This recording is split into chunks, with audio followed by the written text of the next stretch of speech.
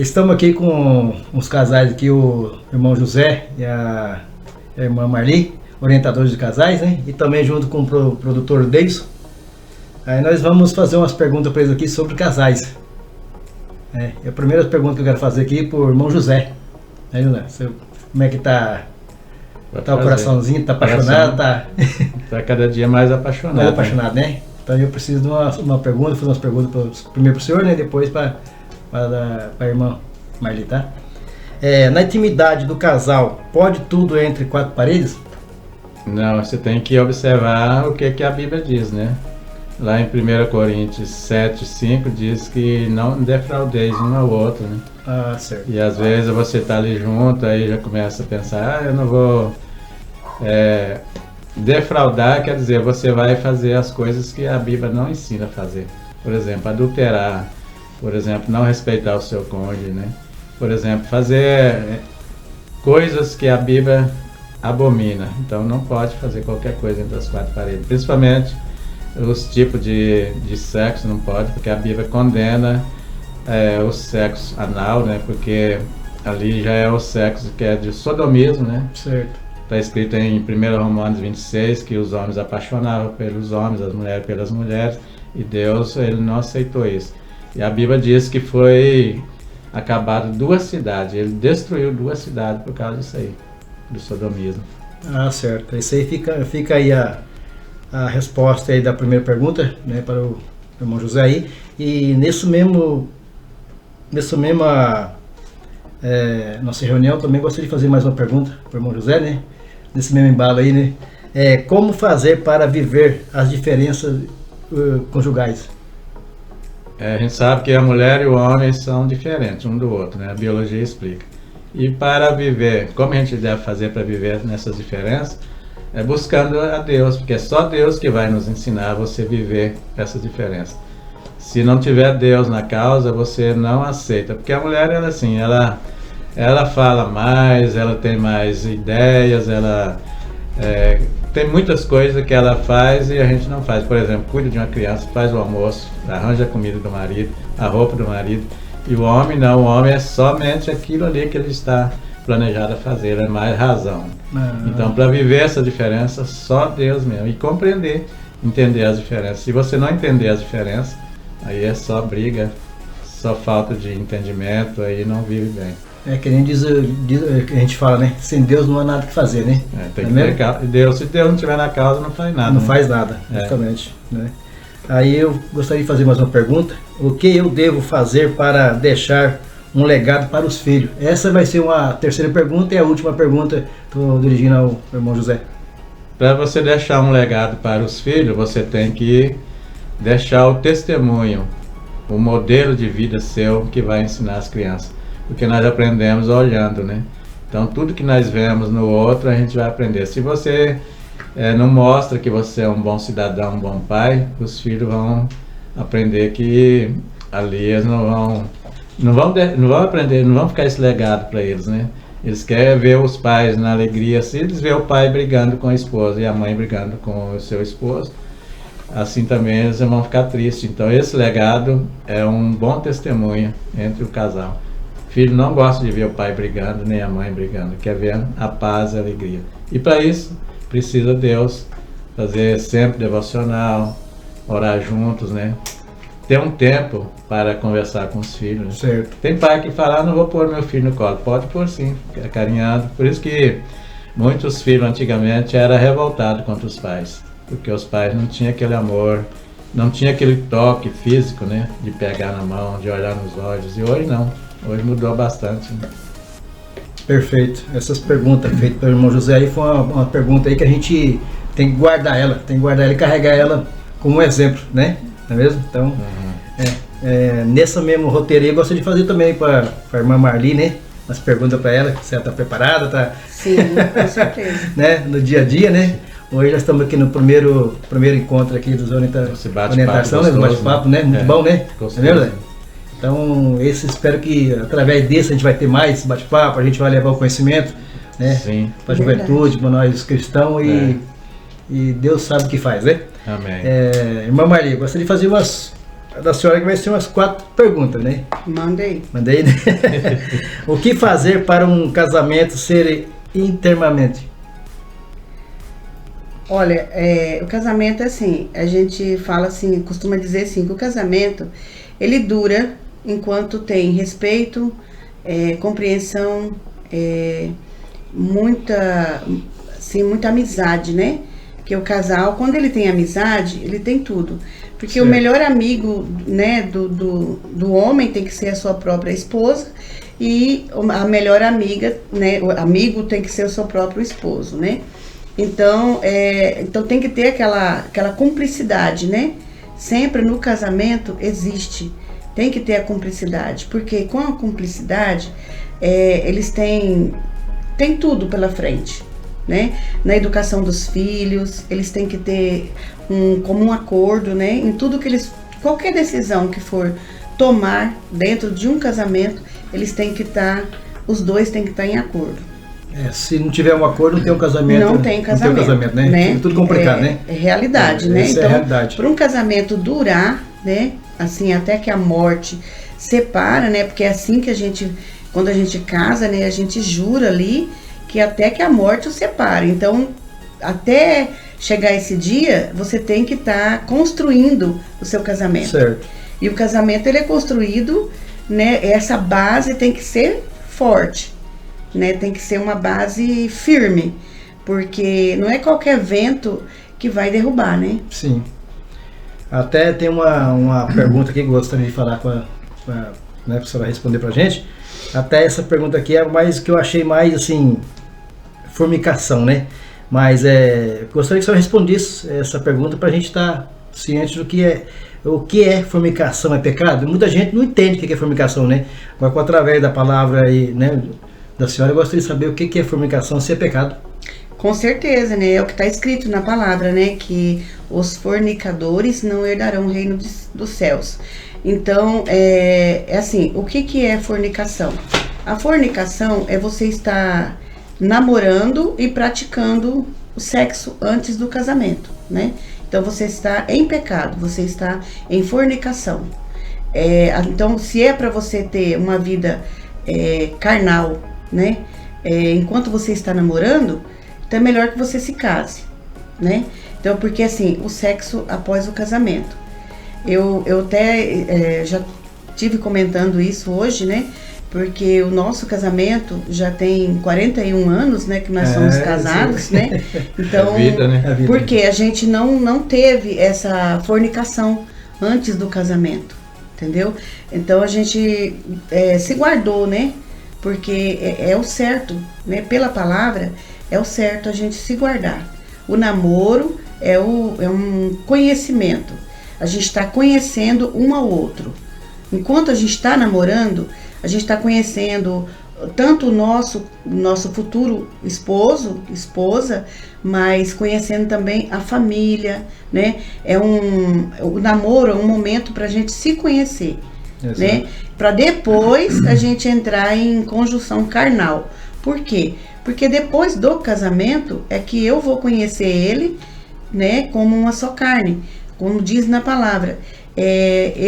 Depois que eu me caso, que eu me torno uma só carne, eu já não sou mais dona do meu corpo, né? O meu esposo é o dono do meu corpo e eu sou dona do corpo dele.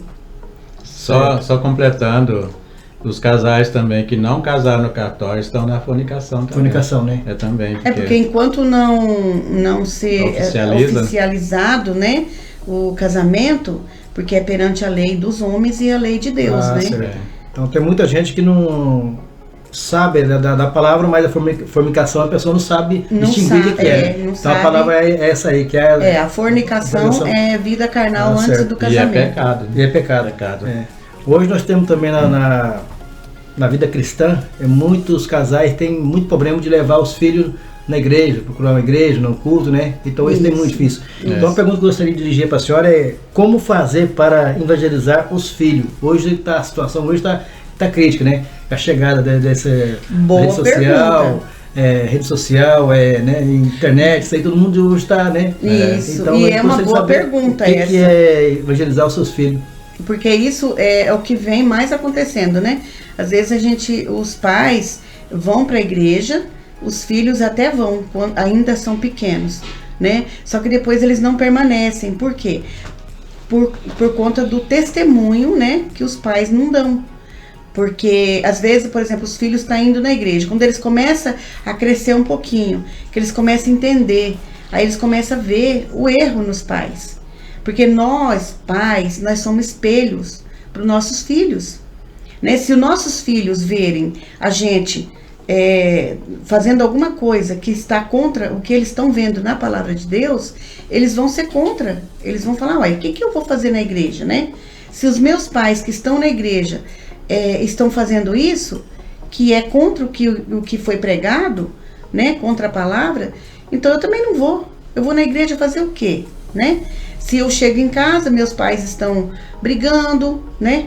Meus pais estão fazendo algo que não agrada a Deus. Não tem nem... Então, é isso aí. A gente levar os nossos filhos para a igreja, nós temos que ser testemunho, porque nós somos espelhos.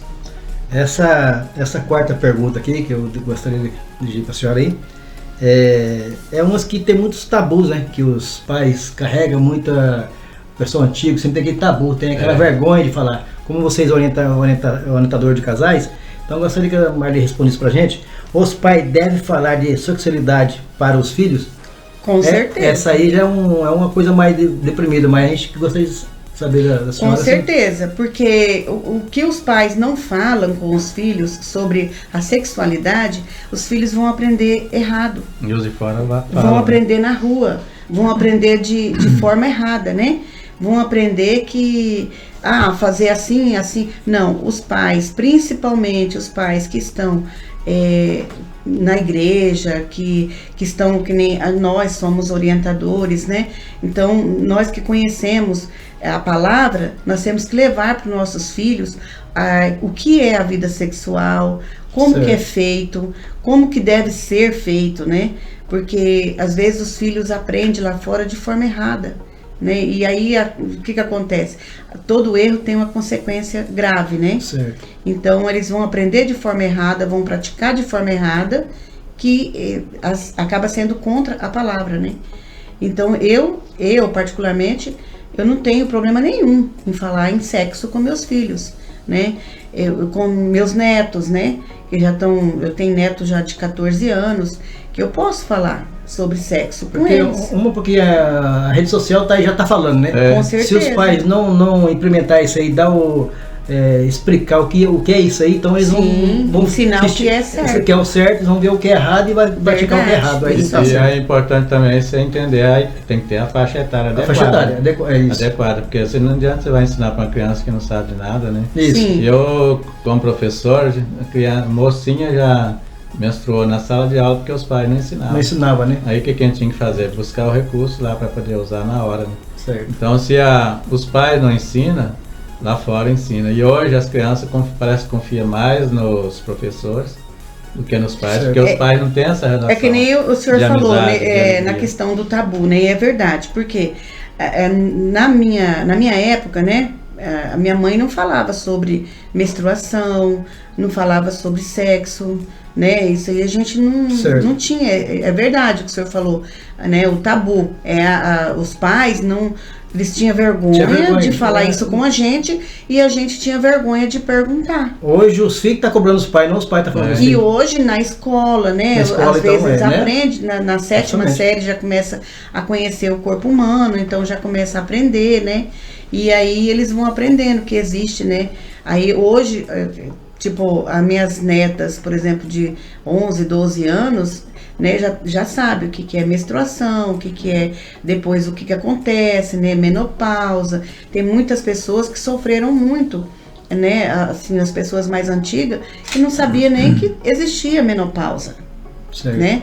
Então era uma situação difícil. E então, os antigos, né, os antigos também não falavam nada disso. Eu lembro que a minha mãe, quando nascia uma criança, a gente não sabia nem onde tinha um enxoval. Parece que colocava lá no sótão da casa, né, pra gente não ver as fraldinhas, essas coisas. É porque o pessoal tinha muita vergonha de passar. E se falasse uma coisinha de sexo, era um tapa na boca e saía sangue, né? E é onde saíam muitas pessoas traumatizadas, Muitas pessoas com transtorno, até na sexualidade, sem definição o que queria ser, né? Isso. Porque os pais não orientavam. E hoje, a gente tem que orientar, é preciso orientar, porque senão, pela internet, eles vão buscar essa orientação Justamente. totalmente errada. Eu digo que hoje a cobrança é maior, né? Porque hoje a rede social tá aí, né? Escancarada, né? Então, hoje tudo que você quer, você vai lá no Google e sabe, né? Então, hoje é muito mais, você tem que cuidar muito mais. Né? Mas é isso aí, gente. Então, nós estamos hoje aí com um bate-papo aí com o São José e com a dona Marli, né? Foi muito bom demais esse bate-papo aí, que, né, a gente cada dia aprendendo mais. Mas eu gostaria de deixar no finalzinho aí com vocês, orientadores de casais, e falasse um pouquinho só da vida de vocês, né? Um pouquinho só, do Dona José, né? E pra gente estar encerrando aí, mas o bate-papo aí foi muito bom demais e, né, logo a gente volta com mais expectativa aí para nossos ouvintes aí. Bom? A gente agradece, né, que nós temos um tempo de experiência e passamos por muitas lutas e ainda tem, né? Porque as diferenças a gente tem que saber conviver com elas, né? E só nós estamos hoje ensinando casais porque nós tivemos dificuldade. E o que nós passamos, a gente não quer que os casais passem por isso, né? E Deus tem nos ensinado, fortalecido a luz da palavra de Deus para a gente ensinar a todos. E desprendemos de tudo. Nós não fazemos nenhuma orientação pensando em ganhar dinheiro, damos palestra, fazemos também orientação, né, terapia de casais, tudo que for necessário a gente faz. Aconselhamento. E a gente sempre fala, o que é mais importante, que é aconselhar a família, parece que não é tão valorizado, né? Isso.